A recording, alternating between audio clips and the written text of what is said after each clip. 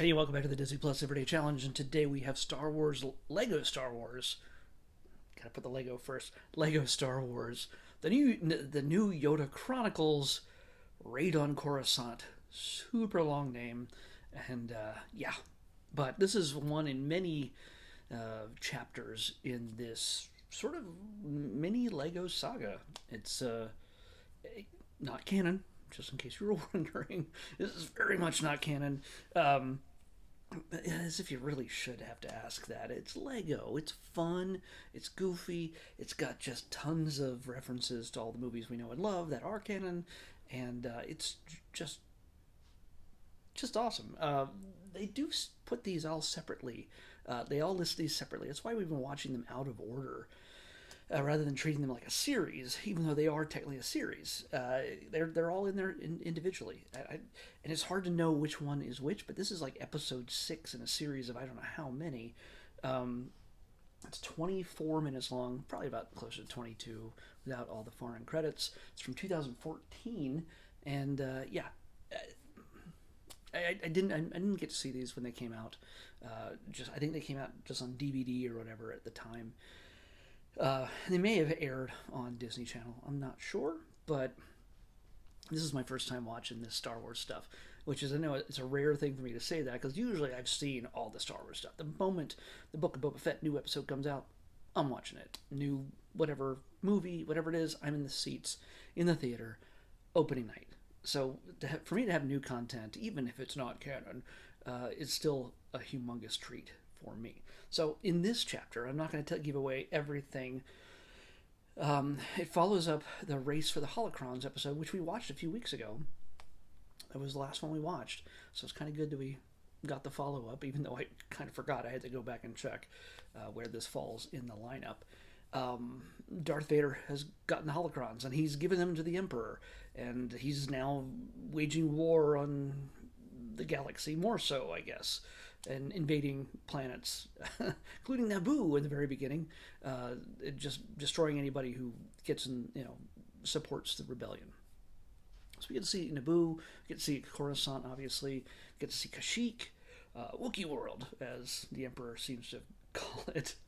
At one point, the Emperor calls it Wookiee world, and Darth Vader corrects him and says, it's Kashyyyk, and it's in the blah blah blah system, and the Emperor goes, "Oh, you're a big Star Wars nerd, aren't you?" So there's lots of nothing is meant to be taken too seriously, but there is a story here, and it is, it does. I think it does matter that you do see these in order, even though I'm not. So if you get a chance, if you do end up watching these, find something that will give you an indication as to which episode is first, and then watch them in order. This is a fail on Disney Plus's part to not clarify which chapter each of these things are, which is it's just annoying to me. I wish I knew. So they are. You can still enjoy them self-contained, and each of them, have their own, I guess, theme and adventure and action and things like that. And it has conflicts and face-offs that you wouldn't see in the regular films. In this case, you get to see the Emperor go up against Luke and Han on Coruscant, and a character named Jack with a kind of a holographic kyber arm kind of thing. I can't remember who he is or why he's important. I have a feeling he shows up for the first time in an episode I haven't watched yet, but I've seen him here and there.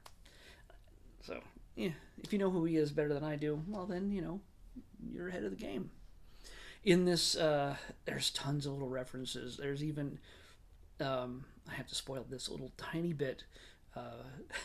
Yoda and Obi-Wan are hanging out in Dagobah. Of course, Obi-Wan's a ghost, and they're like, seeking out. In the last episode, they were seeking out, calling out for help, and that was Jack, who was going to help Luke and everybody else, protect them against the attacks of the Emperor and Vader. Well, somebody else got that call, and it just happens to be Qui-Gon Jinn. And so it becomes a very uncomfortable situation where Obi-Wan and Yoda have to go, yeah, we totally meant to call you. You were our first guy. And It's a fun little thing, and in this scene, I won't say what it is, but they make a great reference to the Liam Neeson film Taken. So it's kind of just a single line. It's funny. There's a lot of references in this. There's a reference to Terminator. There's a reference to Raiders of the Lost Ark. There is the reference to There's also a reference to the Warriors. Vader goes, "Rebels come out to play." So yeah, but he does that voice only because his voice box goes out of whack. So he's not as playful as he didn't intend to sound so playful in that scene.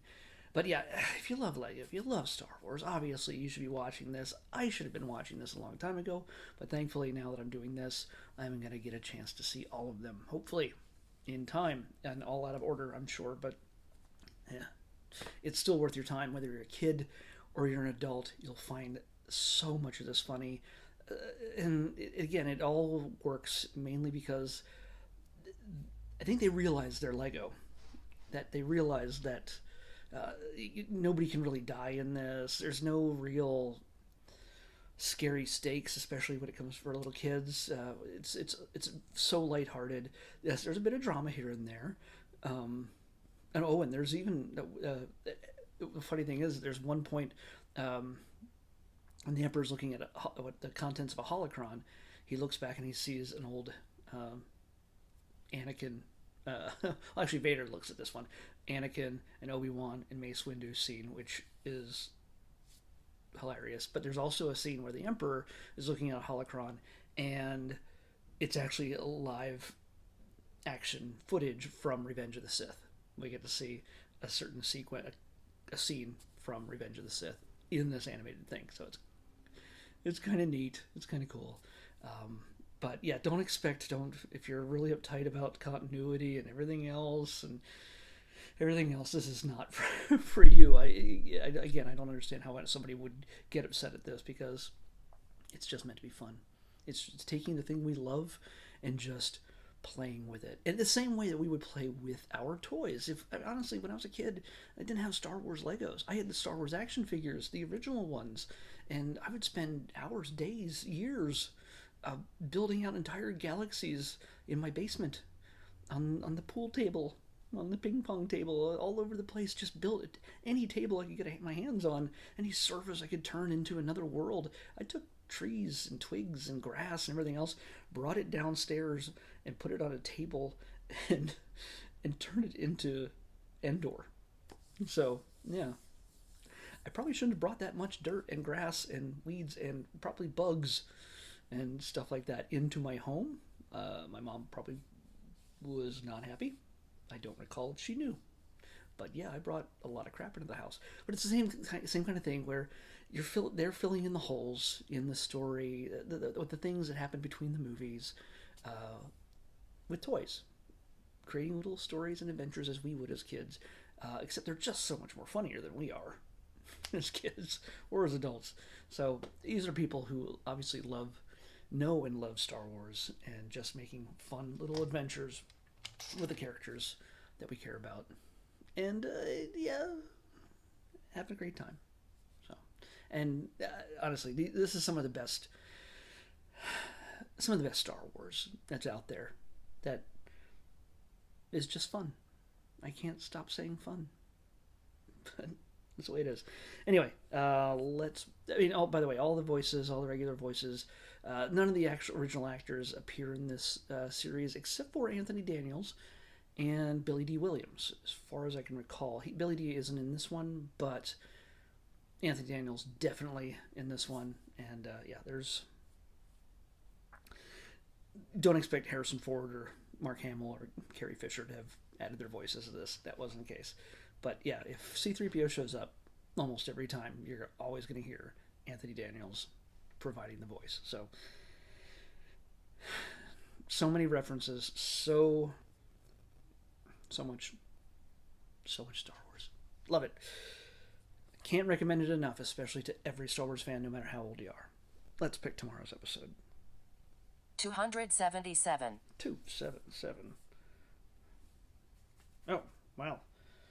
Um, it's not too far. Well, I don't have to scroll very far. But oh my god, I can't believe this. We have another short. I don't know how long it is, but we're going to watch it. I think it's a classic, too. Um, Starring Goofy, Night for a Day. Night for a Day. Are we going to go a whole week straight of shorts? That's crazy.